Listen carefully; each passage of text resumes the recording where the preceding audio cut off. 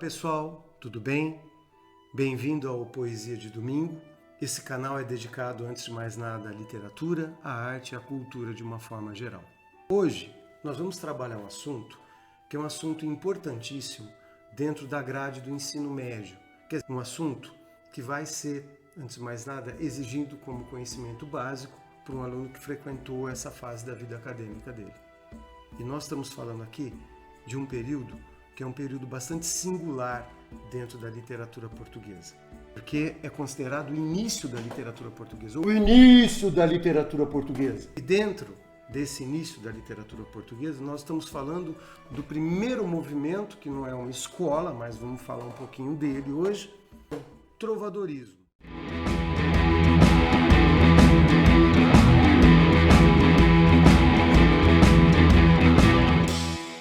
O trovadorismo, ele é um movimento que se inicia no século XII em Portugal, como vocês podem ver, e ele vai ser, antes de mais nada, um dos primeiros períodos artísticos em que nós temos conhecimento, de uma arte genuinamente lusitana, aquela coisa toda. Para isso, para falar desse assunto, eu preferi dividir esse assunto com vocês em 2 episódios. No primeiro episódio, trataremos basicamente do contexto histórico, é o contexto referente à formação de Portugal, à formação da independência, dessa coisa da nação portuguesa, esse caráter em que o catolicismo ele passa a ser, antes de mais nada, uma matriz orientadora para a cultura portuguesa. E exemplo disso, quando nós pensamos no Brasil, um exemplo, portanto, de nação que sofreu diretamente a influência de Portugal.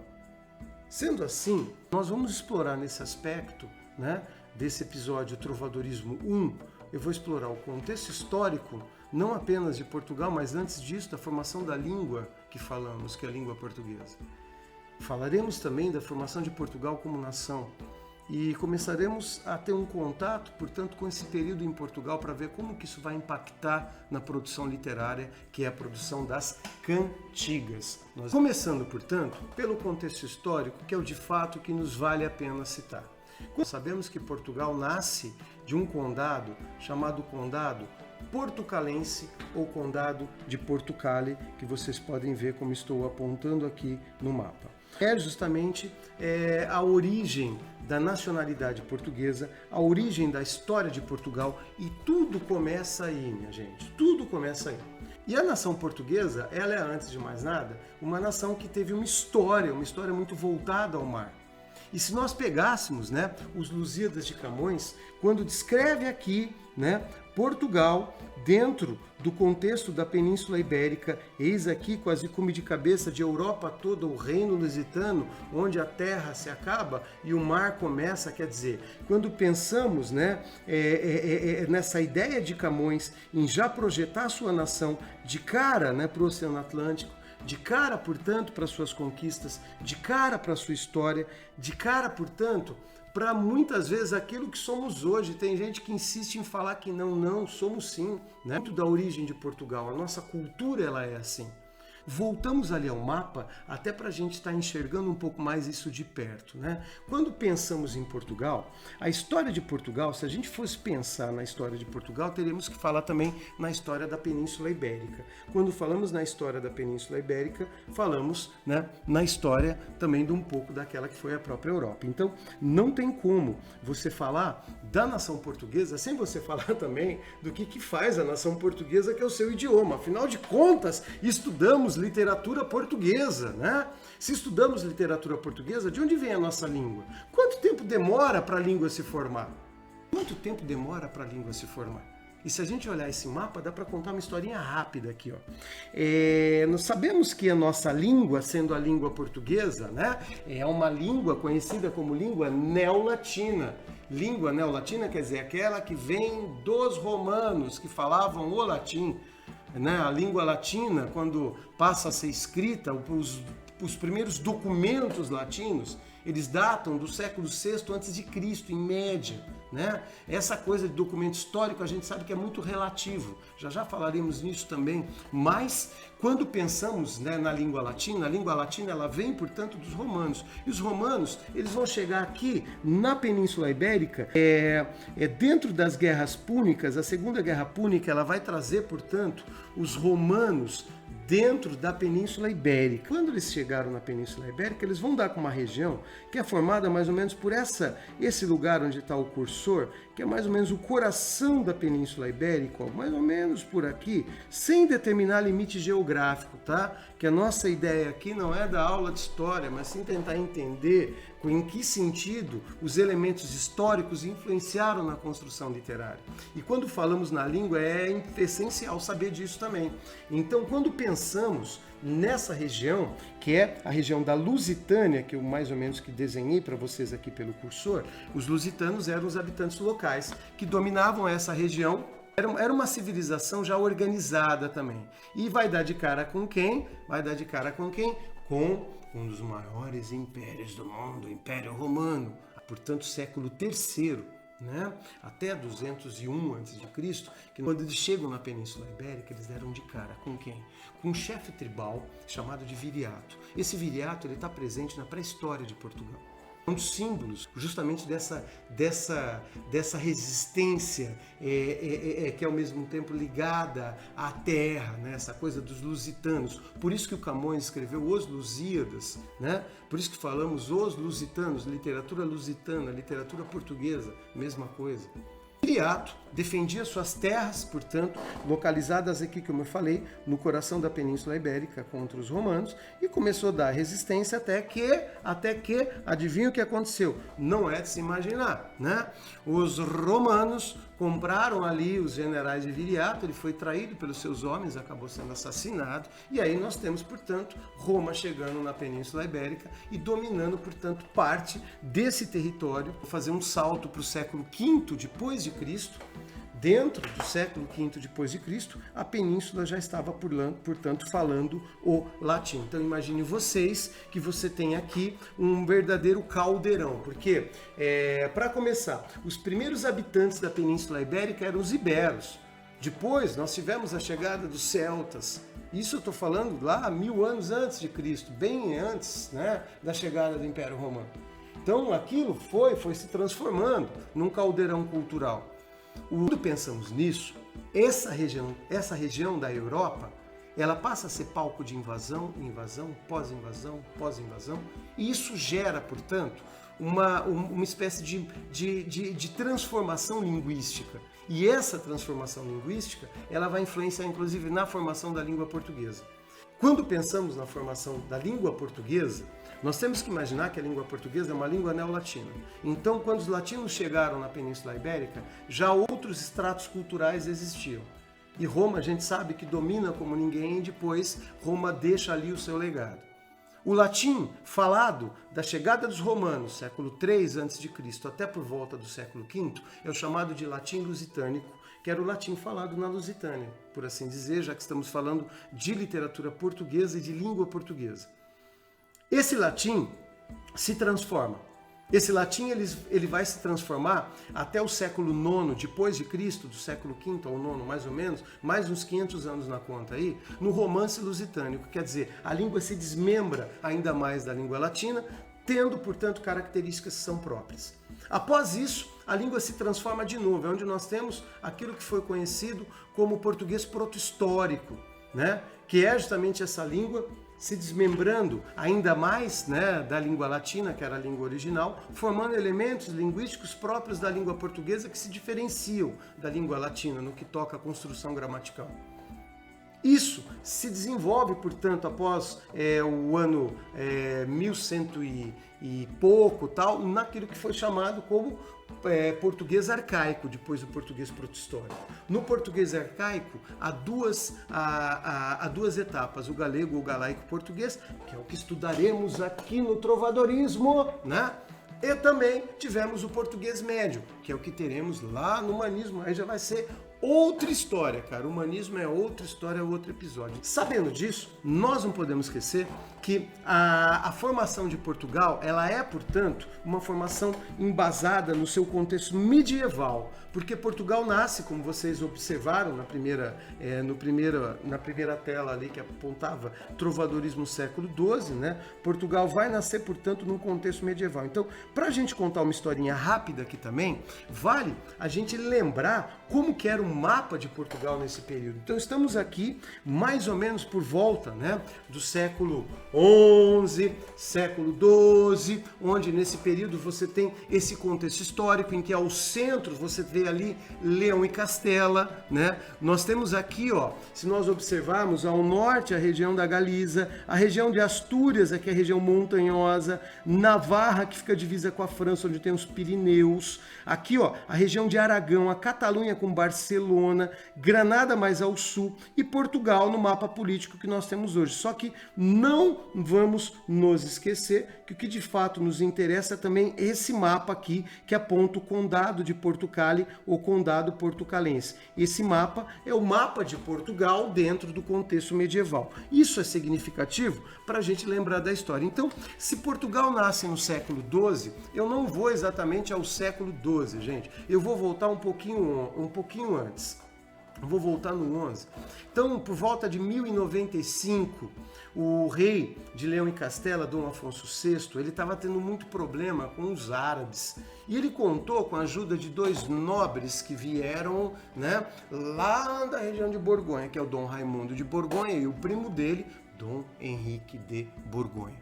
Dom Raimundo de Borgonha e Dom Henrique de Borgonha vem, portanto, ao socorro do rei, e logo que eles chegaram em Portugal, eles vão acabar por dar combate aos árabes, teriam sucesso na sua empreitada armada e ajudaram, portanto, né, a expulsão desse inimigo, que era inimigo comum. Afinal de contas, a gente não pode esquecer de um detalhe, estamos falando de contexto medieval, e quando eu falo em contexto medieval, nós sabemos que as matrizes religiosas, elas são três: a sinagoga judaica, a mesquita maometana e a igreja católica, porque no ano de 711 os árabes invadiram a Península Ibérica, né? E nós temos inclusive isso sendo narrado num livro muito importante do Alexandre Herculano, chamado Eurico o Presbítero, que conta essa história também. É um romance romântico, no entanto ele tem esse papel histórico também. No entanto, quando pensamos nessa história que eu estava contando a vocês, voltamos aqui ao mapa, e dentro do mapa nós temos, portanto, o contexto em que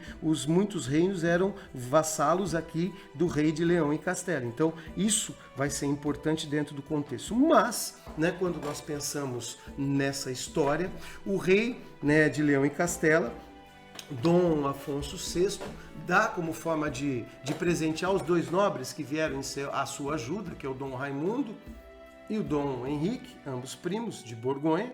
Ao Dom Raimundo de Borgonha, ele deu sua filha Urraca. A filha Urraca foi lhe dada em casamento junto com uma pequena porção de terra, viu, gente? Né? Não podemos esquecer do detalhe. Essa pequena porção de terra foi o condado da Galiza.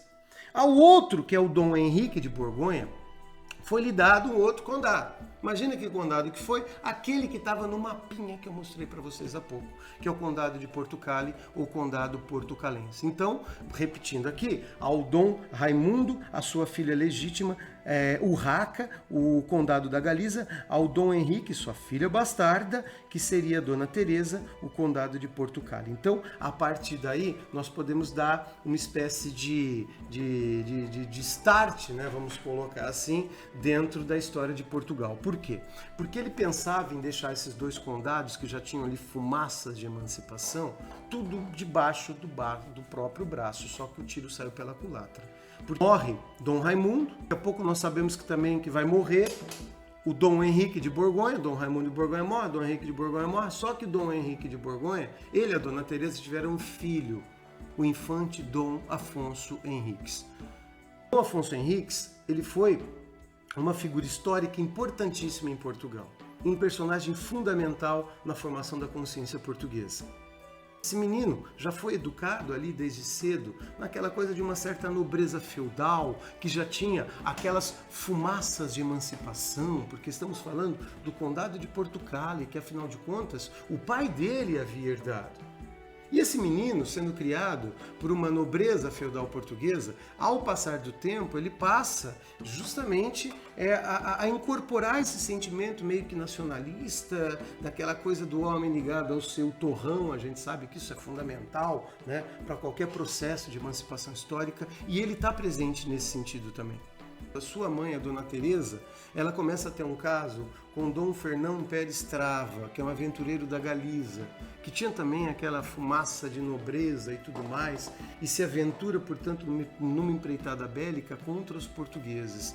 Tendo o apoio do rei de Leão, Dom Fernão Pérez Trava, junto com a mãe, Dona Teresa, vão se degladiar com o exército português liderado pelo filho Dom Afonso Henriques, no ano de 1128, na Batalha do Campo de São Mamede.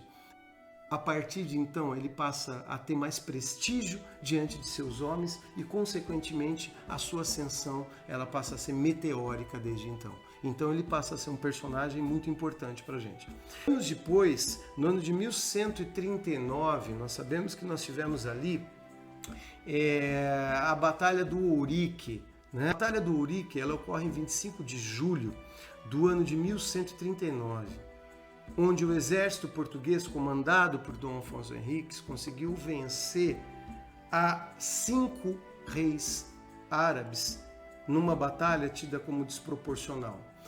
A história de Portugal está muito ligada a essa questão relacionada à religiosidade. Uma história que se conta que o Dom, isso é o que eu falo, são várias versões, e o meu propósito aqui não é estabelecer que isso aqui é verdade ou não, porque, como eu disse, são várias versões, eu vou apresentar apenas uma delas. Dom Afonso Henriques, ele sempre tinha ali algumas visões, tal, um homem que muitas vezes em andrajos lhe falava, lhe dava um apoio moral, um apoio interior, né, para o seu papel como futuro monarca, aquela coisa toda. E um belo dia ele teria tido uma visão com esse homem que dizia para ele: olha, eu quero que você vá até os seus aposentos, você vai ficar ali em reclusão, você vai rezar, e quando você ouvir os sinos tocarem, os sinos do campanário, quando os sinos tocarem, você, por favor, você saia, venha aquilo que está te chamando. E feito, foi da sua reclusão, ouviu o campanário, quando ele sai, o que ele vê diante dele? A própria imagem de Jesus Cristo crucificado. E Cristo crucificado lhe deu, portanto, um apoio, falou que ele está fundando um império e que esse império seria significativo na história da humanidade, e que após esse fato, segundo reza a lenda, né, Dom Afonso Henriques foi para os seus homens, falou o que ele tinha sonhado, o que ele viu, que ele viu o próprio Jesus Cristo ali crucificado, dizendo que eles iam ganhar, que eles podiam entrar com fé contra os infiéis. Olha só, né, o que era aquela época. Né? E aí, imagina no que deu, ele acabou vencendo essa batalha, a Batalha do Ourique, sobe o seu prestígio, portanto, dentro dos seus nobres fidalgos, e a partir daí começa a usar o título de rei. Pouco tempo depois, nós tivemos em 1143 o Tratado de Zamora, e dentro do Tratado de Zamora nós temos o reconhecimento de Dom Afonso VII, né, de Leão, com o Dom Afonso Henriques, começando, portanto, aí uma paz programada em que ele usa, portanto, do apoio do primo, muitas vezes, para poder ajudar a expulsar os inimigos do seu território, alargando, né? E aí é onde nós temos a importância dele, por isso que é o conquistador, alargando o território português mais ao sul. Mas temos o trovadorismo, sendo um movimento que está, portanto, presente aqui ao primeiro período, né, da era medieval. E aqui como ponto de partida, nós não podemos esquecer essa questão, né, da formação de Portugal com Dom Afonso Henriques, né, porque a primeira casa real portuguesa, que é a Casa de Borgonha, e o que vai oficializar isso aí seria o Tratado de Zamora, que é justamente um dos marcos históricos, né, do início de Portugal. Voltando aqui, ó, nós sabemos que a literatura portuguesa, ela teve também nesse primeiro momento trovadorismo no século XII, o idioma praticado não era ainda a língua portuguesa, era sim o galego ou galaico, portuguesa. Então, tudo isso para a gente vai ser importante para poder entender esse contexto. Quando pensamos no contexto medieval, nós temos aqui uma cena de feudo, outra cena de feudo. Feudo é uma construção fortificada. Meus amigos, olha aqui comigo. Sendo uma construção fortificada, é lógico que era uma construção que a cultura às vezes não se passa de forma tão simples assim, porque as coisas estão trancadas ali naquele universo. Então, primeiro, teremos que ter contato com um movimento que é um movimento de origem da elite, né? Não é para o povo. Não podemos esquecer desse caráter histórico, que é a questão do contexto. Olha aqui, eu estou falando aqui, meu povo, de Idade Média. Idade Média, é bom lembrar disso, né? Feudalismo, o senhor feudal e o vassalo, né? Esse contexto, ele vai ser muito mais interessante para a gente numa questão simbólica, que é para poder retratar a relação de subserviência que existe entre um vassalo amoroso e uma dama completamente distante. Então, nesse sentido, nós sabemos que é importante lembrar desse mecanismo, né? Quer dizer, a Idade Média, ela tem essa coisa aqui do homem, o homem sendo orientado por uma mentalidade chamada de teocêntrica. É o homem, portanto, que vive, antes de mais nada, o Deus como sendo o centro de todas as coisas. Nós não podemos esquecer disso. Essa influência não se dá à toa, se dá pelo contexto histórico, que é a forte influência da instituição igreja. A Igreja Católica, portanto, ela tem um papel fundamental dentro desse contexto. No contexto histórico que nós temos da ideologia católica, a patrística, ela passa a ser um primeiro momento. Por que a patrística? A patrística é esse primeiro momento em que nós encontramos a fé e a razão andando de mãos dadas. Seguindo isso aqui, o segundo momento seria a escolástica, né? Quando pensamos na escolástica, é um outro momento que se a patrística teve, né? Não podemos deixar de falar também, olha que eu ia passando aqui, a patrística, cara, ela teve Santo Agostinho de Hipona, que é um dos filósofos fundamentais, falamos em Sócrates, Platão, Aristóteles e Santo Agostinho, né? Santo Agostinho, ele vai escrever a Cidade dos Homens, a Cidade de Deus, ele vai escrever Confissões, obras maravilhosas do ponto de vista dessa ideia de sistematização, né? Só que quando nós pensamos nesse primeiro módulo da igreja, que seria a patrística ela bebe muito, ela vai beber muito na filosofia de Platão. Então é o seguinte, o segundo momento, né? Porque a gente fala século I ao século VII, por aí, patrística. Depois de século IX começaria a escolástica. Só que a escolástica ela vai ter outro pensador que vai aparecer um pouquinho depois. Quem que foi isso? O São Tomás de Aquino, né? O São Tomás de Aquino e Santo Agostinho são os dois nomes dentro dessa filosofia medieval. Já o São Tomás de Aquino, dentro da escolástica, ao invés de beber como Santo Agostinho, né, nessa coisa platônica, ele vai beber em Aristóteles, é onde falamos do pensamento aristotélico tomista. Então, esse tipo de pensamento, de ideologia da época, fundamenta esse homem que nós encontramos, que é um homem orientado única e exclusivamente por esse pensamento religioso. É um mundo teocêntrico, né? O homem vive isso. E nós não podemos esquecer que esse homem teocêntrico, que respira esses três princípios, que é o princípio de fé, pecado e salvação. O que quer dizer isso? Essa ideia é muito simples. Quando eu falo assim, tenho fé, não peco, sou salvo. Quer dizer, esse pensamento, gente, ele determinou um ambiente completamente bipolar, que vocês podem ver, em que você está do lado do bem ou do lado do mal. E isso tem as suas origens num outro período também importante, que seria o chamado maniqueísmo, que começa um pouco antes, do século III na Pérsia, que vem de mani manés ou maniqueu. Então, quando pensamos no maniqueísmo, é a luta eterna do bem contra o mal, onde no juízo final, o bem triunfará sobre o mal. Então, meu povo, dentro desse contexto, nós sabemos que vai florescer esse tipo de arte, que é a arte do trovadorismo. Em pirâmide medieval do período, ela seria, já que eu estou falando de um mundo teocêntrico, de um homem de mentalidade teocêntrica, Deus é o centro de todas as coisas. Abaixo dele, é lógico, tem que estar o clero.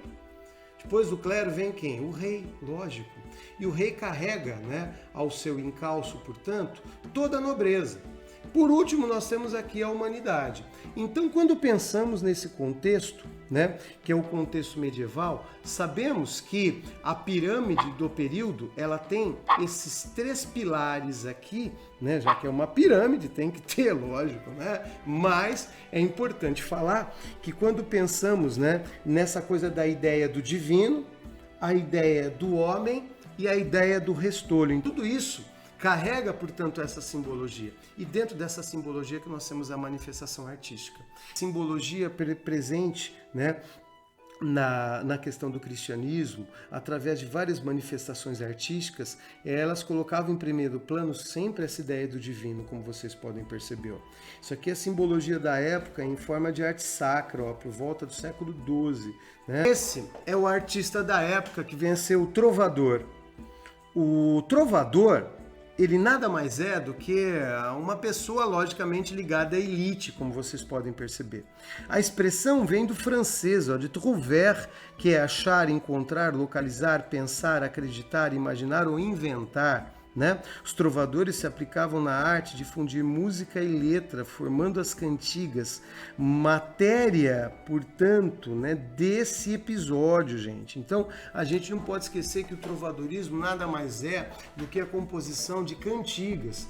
E as cantigas, elas são justamente o primeiro estudo que nós temos, porque a poesia ainda não nasceu em Portugal. Essa é uma coisa interessante a gente falar, que em Portugal a poesia, como em outros lugares também, a poesia nasce não recitada, a poesia nasce cantada. Coisa de recitar a poesia é uma coisa meio que recente do ponto de vista histórico, mas tomando de encalço isso, não podemos esquecer que essa poesia, entre aspas aqui, que são as cantigas, seria até o mais correto não usar nem o termo poesia, usar apenas o termo aqui cantigas, tá? Artista da época nós podemos dividir aqui em alguns. Podemos falar do trovador propriamente dito. O trovador, ele vai compor, ele vai cantar, vai instrumentar, vai muitas vezes registrar suas cantigas. Então, você percebe, né, que essa ideia já apresenta alguém ligado aqui à corte, ligado aqui à realeza, à nobreza, não é qualquer um, né? Então, o primeiro artista seria esse aí. Se aparecer também a expressão que nós podemos citar aqui, que seria o jogral, que é uma espécie de bobo da corte, bailarino, aquele que a gente fala que é o trovador profissional, que é o segrel, né? O segrel, gente, ele é muitas vezes um andarilho, um cara que muitas vezes vai, né, para Santiago de Compostela em peregrinação, passando por vários lugares. E ele vai justamente se transformar numa espécie de homem que vende a sua arte de feudo em feudo, e ao fazer isso ele vai dissipando também a cultura. Não esqueça que o feudo é uma construção, fortificada. Sendo assim, né, nós não podemos esquecer apenas do músico, que é o menestrel. O menestrel, ele vai ser aquilo que nós chamamos do músico profissional. Então, esses são os artistas, né, que nós falamos da Idade Média, né, que vão compor o estudo das cantigas. Agora, as cantigas, gente, elas não têm, por assim dizer, uma espécie de história definida, né? Quando pensamos nas cantigas, nós temos que falar um pouquinho também da origem. E assim, fica difícil falar da origem. Há 4 teses que são básicas, que eu já comento com vocês. Mas, provavelmente, pela própria expressão trovadorismo que vem do francês, estamos falando da França. E a França, a região sul da França, a região de Provença, vai ser essa região importantíssima. Falam que o Dante Alighieri, né, autor da Divina Comédia, obra fundamental para a cultura ocidental, aprendeu a versificar com os trovadores provençais, olhem vocês. Então, quando pensamos nessa região, que é a região sul da França, aqui teria nascido. E dentro das teses que nós poderíamos falar, nós poderíamos até colocar algumas delas aqui. A primeira tese, a gente fala que é a tese médio-latinista, que é lógico que eu estou falando aqui da influência da cultura latina, né? Além dessa teoria, que é a teoria médio-latinista, nós não podemos esquecer de uma outra teoria que é fundamental, que seria a teoria litúrgica, que falam que a igreja teria influenciado o trovadorismo. A igreja, professor, o Papa São Gregório Magno vai introduzir o canto gregoriano, olhem vocês, e o canto gregoriano teria influenciado essa segunda tese, que é a tese litúrgica, né? Cá entre nós, eu acho meio que estapafúdica, mas a terceira, a chegada dos árabes, a a teoria chamada de teoria, né, arábica, por assim dizer, que teria influenciado o canto também, né? Essa tem a ver porque, se nós observássemos, né, a própria língua portuguesa, nós temos cerca de 1000 palavras que correspondem, né? São palavras que têm sua origem no árabe.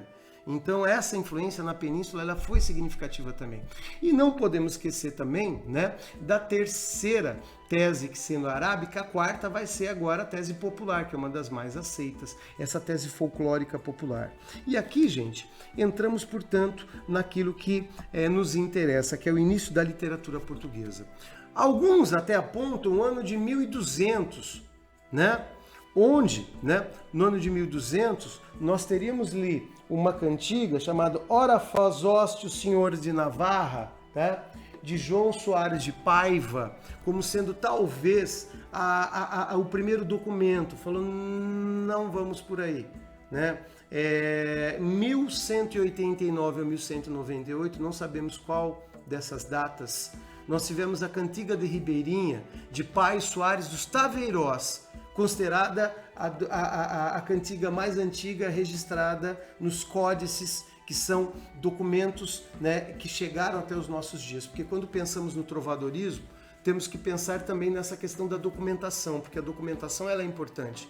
E a documentação histórica ela é sempre referente àquilo que se tem. E o documento mais antigo registrado é de um pouco antes, portanto a Cantiga da Guarvaia, ou Cantiga da Garvaia, como alguns grafam, mas é Guarvaia, né? Ou Cantiga da Ribeirinha, de Pai Soares dos Taveirós, seria, portanto, o primeiro documento literário de Portugal, em que nós temos, né, o Pai Soares dos Taveirós dedicando essa cantiga a Dona Maria Paz Ribeiro, vulgo a Ribeirinha, que foi amante de Dom Sancho de Portugal, filho de Dom Afonso Henriques, ou Conquistador, né? Que o sentido disso é relevante pelo fato de você ter a história de Portugal começando na metade do século XII, 1143, o Tratado de Zamora.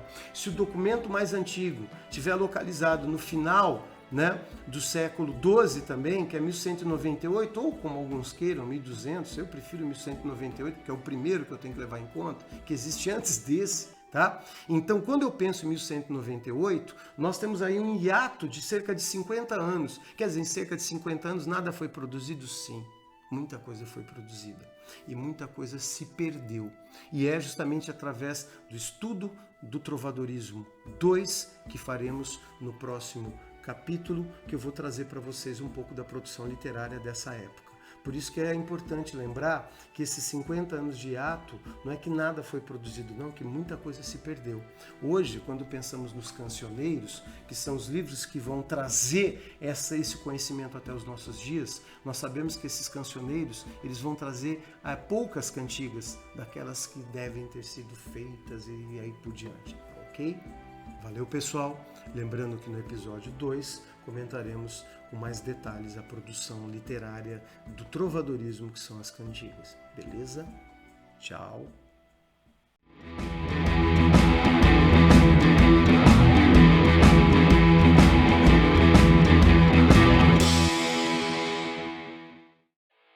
Vivendo no mundo dos livros, que é um universo paralelo, a literatura se mostrou muito mais do que o meu sustento como professor, mas sim uma forma de vivência contínua. A cada livro lido, uma história para contar com personagens que se materializam no nosso cotidiano. Percebi que a literatura dramática, ou seja, o teatro, também sempre nos ensina. Aprendi, na leitura de um quadro, às vezes aqueles sentidos mais ocultos, ou mesmo com um poeta que nos apresenta a vida e o mundo com seu estilo único. Esse canal é dedicado à literatura, à arte e à cultura em geral. É que eu resolvi compartilhar um pouquinho daquilo que eu aprendi nesses quase 30 anos de ensino. A ideia mesmo é tentar democratizar a literatura. Dedico também esse canal aos meus alunos, aos meus ex-alunos e para quem quiser aprender. Aprender o quê? Um pouquinho mais sobre o universo dos livros. Vem com a gente!